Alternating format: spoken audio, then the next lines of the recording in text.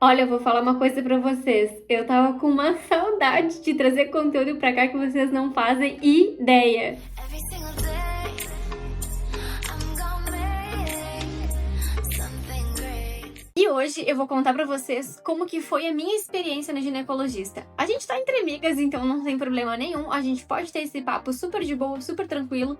E as dúvidas que eu tinha podem ser as dúvidas que tu tem hoje. Então eu espero muito que esse vídeo possa te ajudar. Mas antes, se tu ainda não é inscrito aqui no canal, clica no botão aqui embaixo, já deixa teu like. As minhas redes sociais estão aqui embaixo também.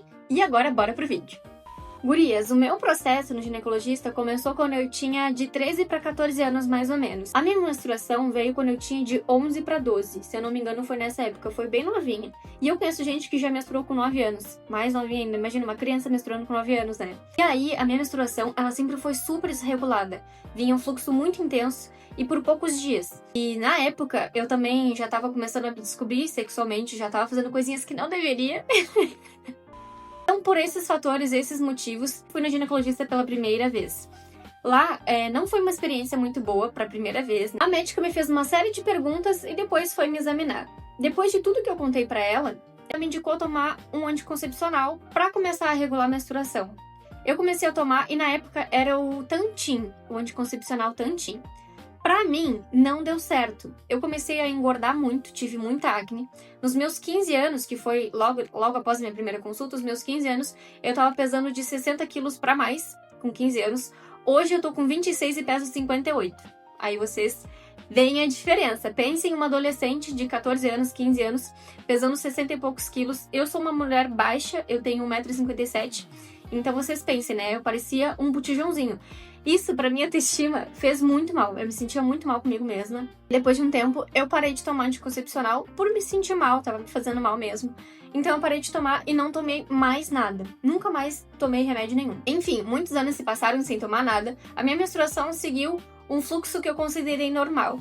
Minha menstruação vinha, passava 3 dias e ela acabava. Era um fluxo de 3 dias super intenso, mas era geralmente assim. Meu ciclo gira em torno de 28 dias. Ai, já deixa eu falar uma coisa pra vocês, não passem tanto tempo que nem eu sem ir ao ginecologista. É super importante, pelo menos de 6 em 6 meses, a gente fazer um check-up geral de como tá a nossa saúde, não só na parte ginecológica, mas no resto também. Só um adendo. Aí, passado alguns anos dessa história, eu cheguei ao momento da vida em que iria me casar. E eu queria tomar algum anticoncepcional pra não ficar no método da camisinha, que pra mim é super desconfortável.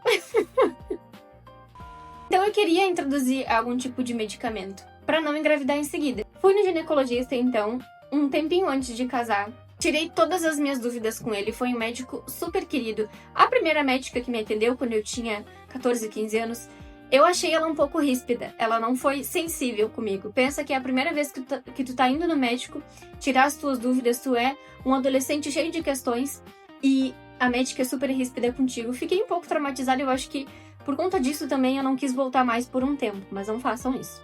Então eu conheci esse outro médico, um querido, e aí eu falei pra ele que eu ia me casar e que eu queria tomar anticoncepcional porque eu não queria engravidar no momento. Dei todo o meu relato de vida pra ele em relação à menstruação, a cólicas, porque sim, os médicos devem fazer essas perguntas pra poder te direcionar ao melhor método pra ti e pro teu organismo. Só que daí, gurias, esse meu trauma de ginecologista que eu fiquei da adolescência acabou adiando a minha ida ao ginecologista quando eu fui casar. Fui no Dr. Silvio, expliquei toda a minha situação pra ele. E ele me indicou tomar um anticoncepcional, só que já tava em cima da data do meu casamento. Eu ia casar no dia 29 de novembro e já tava em cima da data.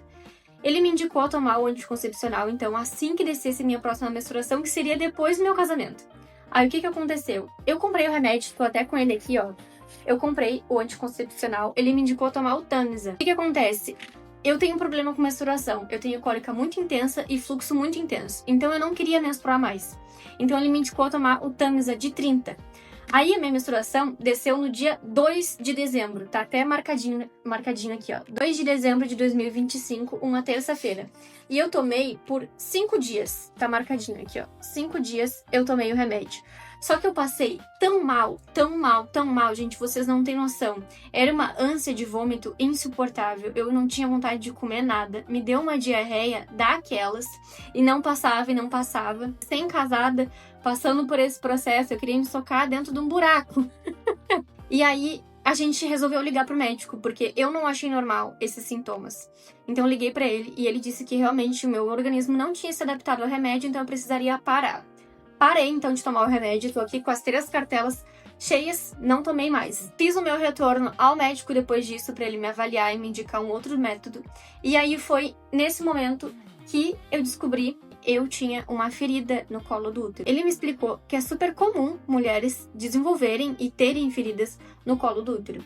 Me explicou que a minha ferida era uma ferida grande, mas que a gente precisaria cauterizar. Então, eu esperei a minha menstruação passar e marquei de ir lá fazer o procedimento para cauterizar a ferida do útero. Fiz o procedimento é um procedimento rápido e tranquilo. A gente sente dor porque é um procedimento interno, ele vai queimando a ferida por dentro, né? Então, eu não senti cheiro nenhum, tem gente que diz que sente cheiro, mas eu não senti cheiro nenhum.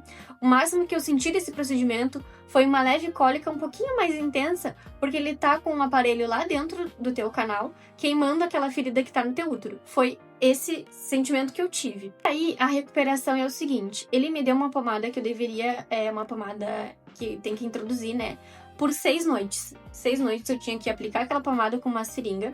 E aí, como todo procedimento cirúrgico, mesmo que seja pequeno, eu precisei passar por um período de repouso.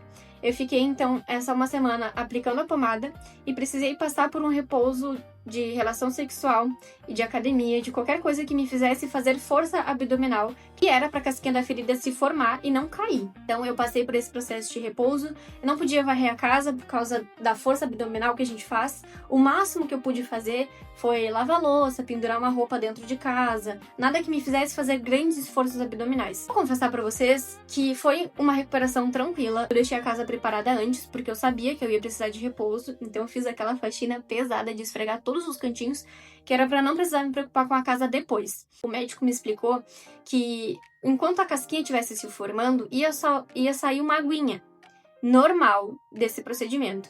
Então, eu tive que trocar de calcinha várias vezes, porque a calcinha ficava molhada por conta da aguinha que ele falou que ia escorrer, e por conta da cremosidade da pomada, vamos dizer assim. A gente aplica antes de dormir, ela faz o efeito durante a noite, e no outro dia, ela fica escorrendo, fica saindo, né? Gurias, eu tô falando de uma forma bem aberta e bem normal, porque a dúvida que eu tinha, vocês podem ter também. E pode ser que vocês estejam se preparando para passar por esse procedimento, e eu quero que vocês, aqui nesse vídeo, se sintam confortáveis e tirem todas as dúvidas. Inclusive, as dúvidas que vocês tiverem que eu acabar não falando aqui, podem deixar nos comentários que eu vou responder vocês, tá bem?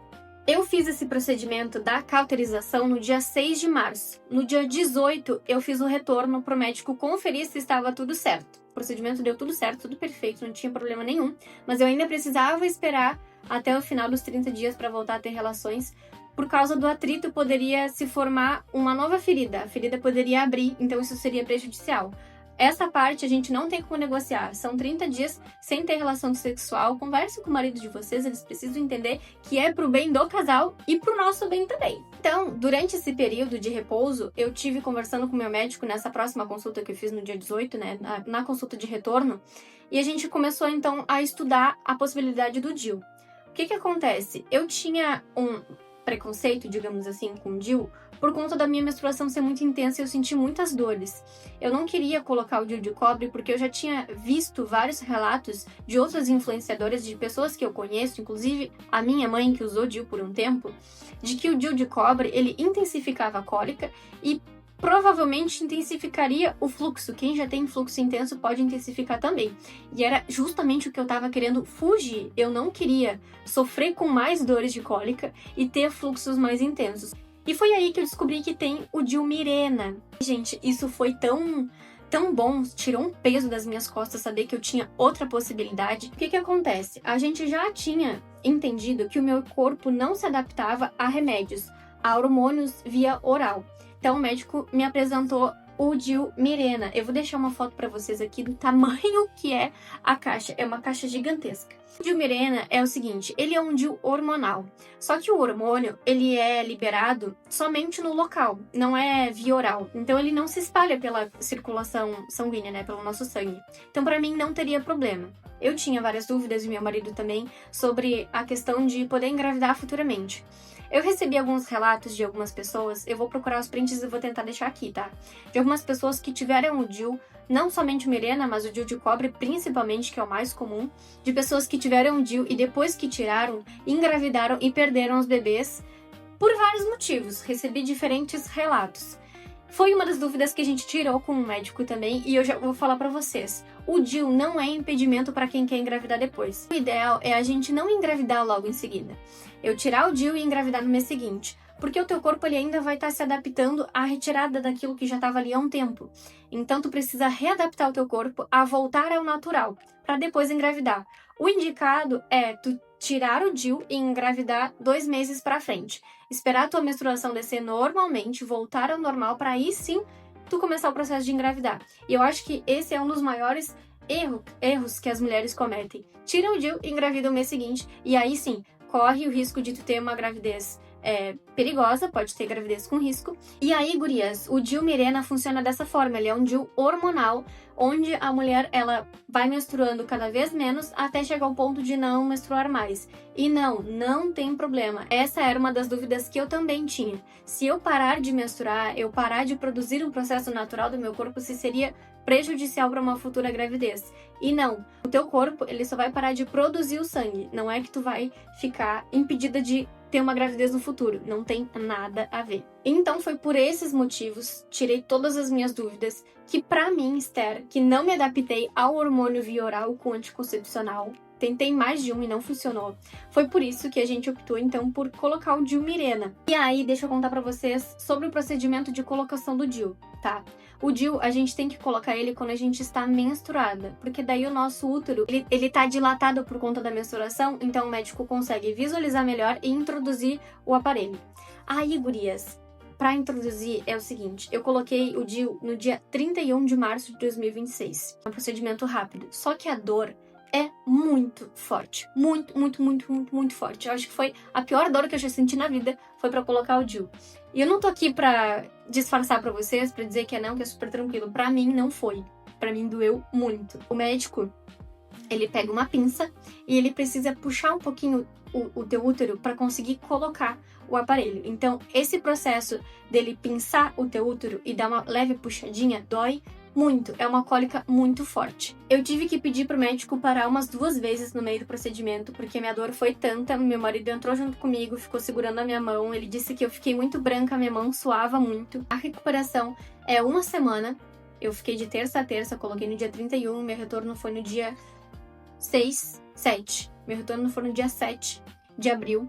E aí também, é 1 semana sem relações, mais 1 semana, né? Então eu fiquei 1 mês e 1 dia, basicamente, sem ter relações, porque é necessário por conta da cauterização da ferida e da colocação do DIU. Gente, é um processo que a gente tem que viver. O ideal é a gente passar por isso antes de casar, né? Pra quando a gente casar já tá tudo certo. Mas assim, esse foi o meu processo e tá tudo bem. A recuperação, gurias, assim, eu fiz na terça. Terça, quarta e quinta foram os piores dias. Eu sentia uma cólica e não é como se fosse uma cólica de menstruação. Ela é uma cólica um pouco mais intensa e a menstruação a gente sente pequenas contrações, assim, sabe? E essa é uma contração contínua. Tu sente, assim, aquela dor contínua e não tem posição que tu fique, que aquilo passe. Pra mim foi bem complicado. De novo, sem fazer força, sem fazer qualquer atividade física. O que me ajudou muito foi bolsa de água quente. Bolsinha de água quente ali naquela região para dar uma relaxada, para mim ajudou muito.